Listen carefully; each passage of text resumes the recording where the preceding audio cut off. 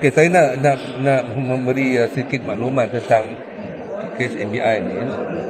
Sebab ada silap fahaman tentang berapa orang ditangkap sebagainya.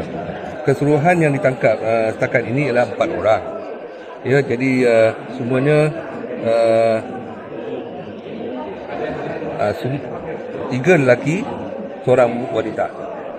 Dan yang ditangkap ini yang diriman sekarang ni adalah satu orang yang masih diriman sehingga ditangkap pada 10 hari bulan dan diriman sehingga 15 hari bulan. Okey, yang ni adalah berkaitan dengan seorang pengarah syarikat dan dia ataupun seorang ahli perniagaan. Ada seorang tu yang pernah bertugas di MBI dan dia ni seorang lelaki yang umur lebih kurang 45 tahun, tetapi kita hanya berjaya mendapat penahanan riman 1 malam saja kerana dia punya masalah prostat, isu kanser prostat. Yang ketiganya seorang ni berjawatan pemandu, umur 43 tahun. Dia pun diriman selama 3 hari itu hari, telah pun dilepaskan.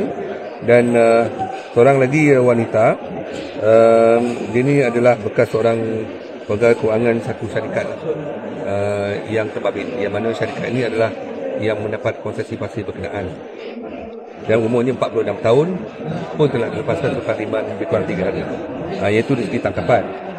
Yang lain-lain itu kita ada mengumumkan tentang, saya ada mengesahkan tentang penemuan wang Singapura dolar 1.529 million, kalau Malaysia ringgit lebih kurang 5 juta lah, dalam yang tempat yang dikatakan safe house. Ada pertanyaan tadi saya ditanya tentang ada ke tempat-tempat lain. Jawapannya ada. Jadi saya tak boleh revealkan lagi. Dan pegawai saya telah menggeledah ada tambahan 2 safe house lagi yang dikatakan ada tertimpan wang. Saya boleh umumkan lah. Salah satu daripadanya ada penemuan lebih kurang dalam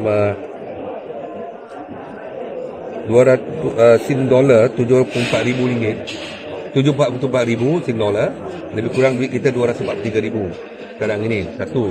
Kemudian di satu tempat pejabat dijumpai wang lebih kurang lebih pada 78,000 ringgit. Dan kita juga mendapat maklumat ada wang telah dibuat investment di Singapura. Yang itu saya tak boleh dedahkan berapa jumlahnya, siapa pemiliknya, dan rasanya akan ada lagi penemuan-penemuan di safe house lain. Yang ini kita masih lagi menjalankan siasatan dan juga risikan terhadap untuk penyimpanan wang ini, dan juga mungkin ada dibuat penyimpanan di bank-bank lain. Yang ini sedang kita siasat perkara ini. Ada dakwaan dikaitkan dengan ahli politik. Ya, salah satu daripada itu saya tak nafikan memang ada dikaitkan dengan seorang ahli politik yang ternama, tapi saya tak boleh dedahkan nama ahli politik itu. Dia dipanggil tak untuk bagi pernyataan? Ya, dia akan dipanggil pada satu masa yang difikirkan sesuai oleh pegawai penyiasat saya. Seperti mana lazimnya, kami perlu mendapatkan segala bukti-bukti yang kita rasa wajar, yang telah kita perlu dan yang kita perlukan dan telah disahkan, barulah orang yang berkenaan akan dipanggil. Saya memang tidak akan menolak atau menafikan beliau akan dipanggil, tapi selepas kami ataupun pegawai penyiasat saya berpuas hati tentang beberapa lagi penemuan dokumen dan juga wang yang berkaitan.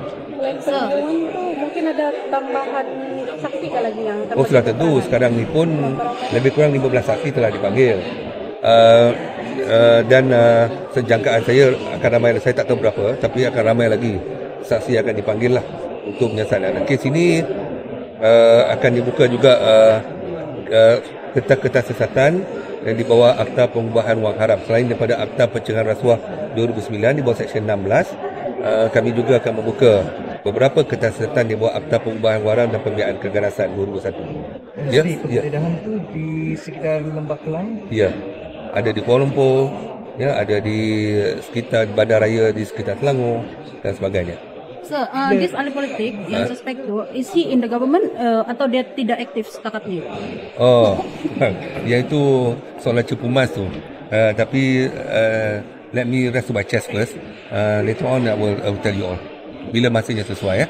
Yang penggeledahan tu bila tu? Penggeledahan yang pertama dibuat hari ni hari apa? Hari ini hari Isnin dibuat pada hari Sabtu malam. Apa kaitan ahli politik itu dengan yang Sudah tentulah suspectedly involved in corruption. Kalau bukan corruption, bukan tugas kami. Ya. Kira-kira berapa orang ahli politik yang terlibat? Itu pun saya tidak mau komen lagi buat masa ini. Ya. Lagi? Tadi penggeledahan Sabtu dan penggeledahan yang seterusnya tu Malam tadi. semuanya yang baru-baru ni malam tadi. Iyalah. Dia lepas satu-satu. Biasa penyiasatan begitulah. Kita bukan malaikat tahu semua. Jadi lepas kita jalankan siasatan, dapat pengakuan dan sebagainya, baru kita jumpa satu persatu. Ya.